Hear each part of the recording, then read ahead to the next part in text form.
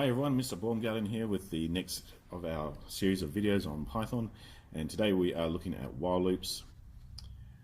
While loops are fairly straightforward if you are comfortable with how an if statement works.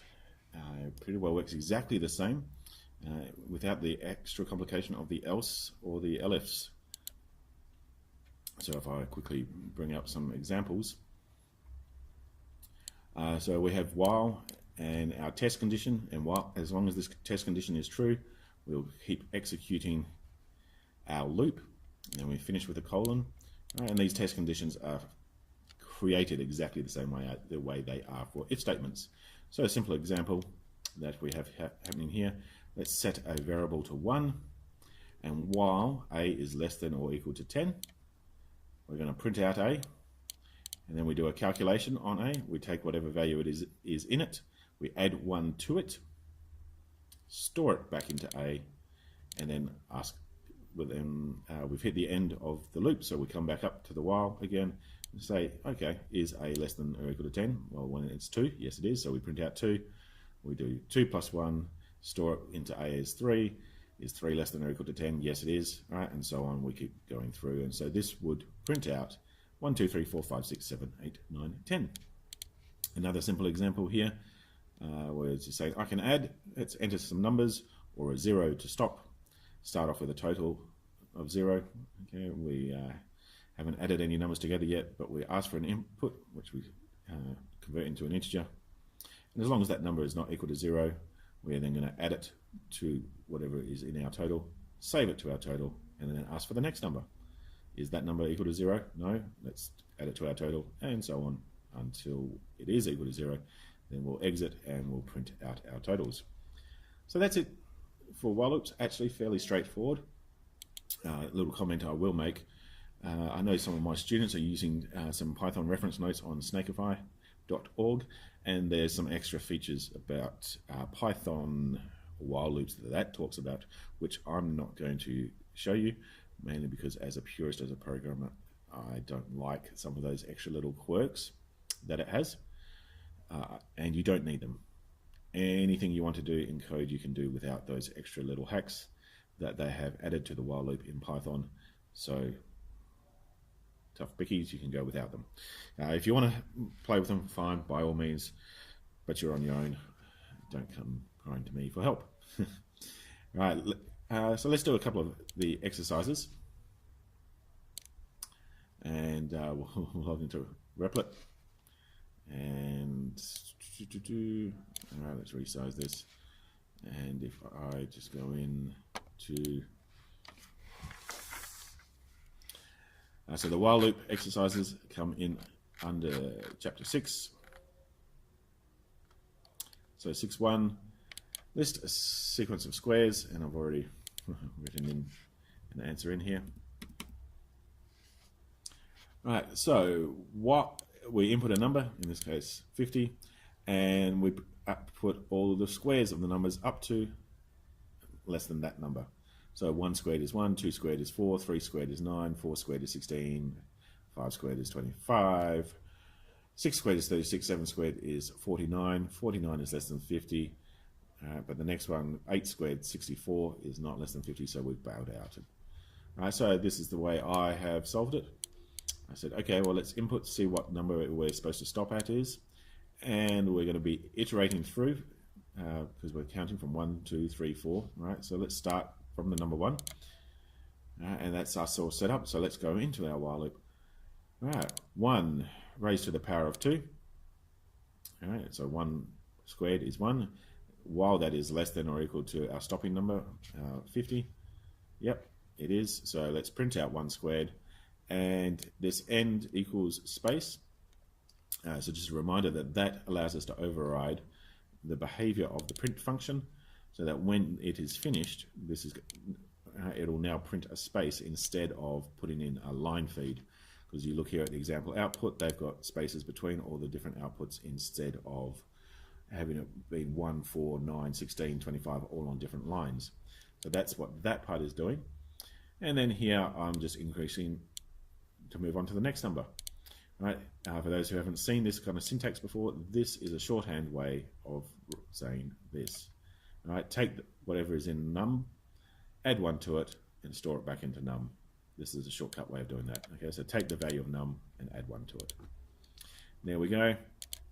If we run this, we type in 50, it works. Let's run it again, type in 100, it works.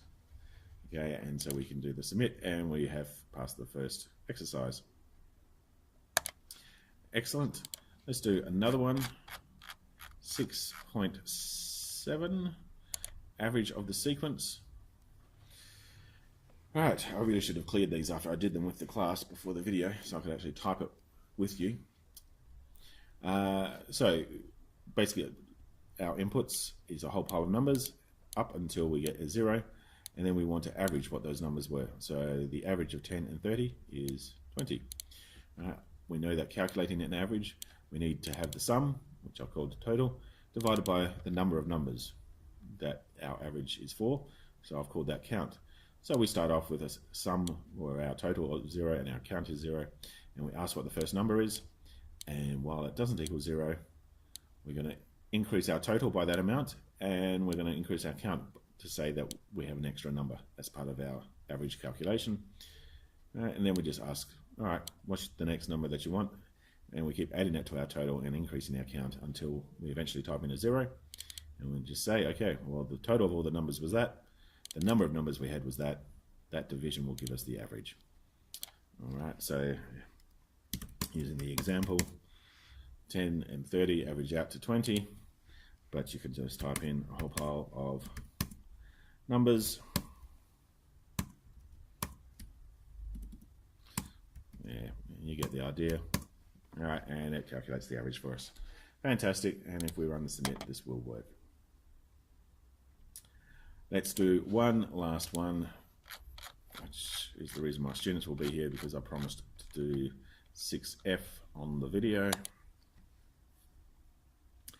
And I've got this one here as well, already solved. Right, Fibonacci sequence.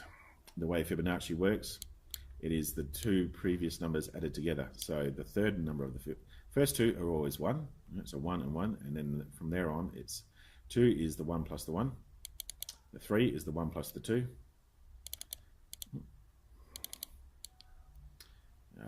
if I can get this selection working, okay, the 5 is the 2 plus the 3, the 8 is the 3 plus the 5, the 13 is the 5 plus the 8, the 21 is the 8 plus the 13, the 34 is the 13 plus the 21, etc. Okay, so if I type in the number 6, I'm wanting the 6th number, 1, 2, 3, 4, 5, 6, all right, that's the number 8, which it shows here, it prints out. So it's just a case of getting your head around how the Fibonacci works. We need to know what the previous number was, and we need to know what the current number was, and then we add the two together. And then I'm starting off with a position of 1 and saying, okay, well, tell me which position of the Fibonacci sequence you want. And while my calculated position is less than where I'm wanting to stop, I need to keep going through and doing my calculations. So I'll say, okay, I've moved on to the next position of the Fibonacci sequence. And then the Fibonacci sequence at this position is equal to whatever it was previously, add to the previous one before that.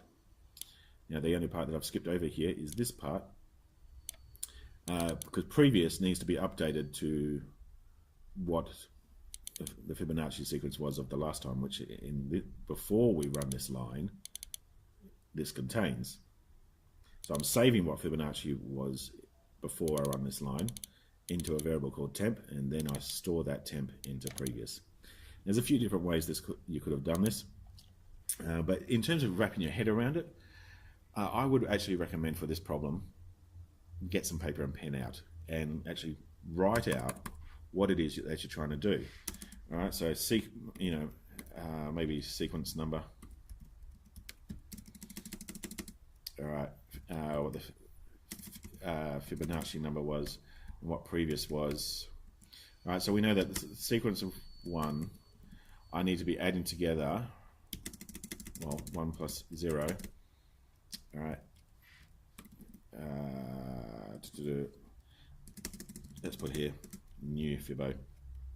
All right, so by the time this while loop is finished, I want it to say the number 1. All right, for my second number in the sequence,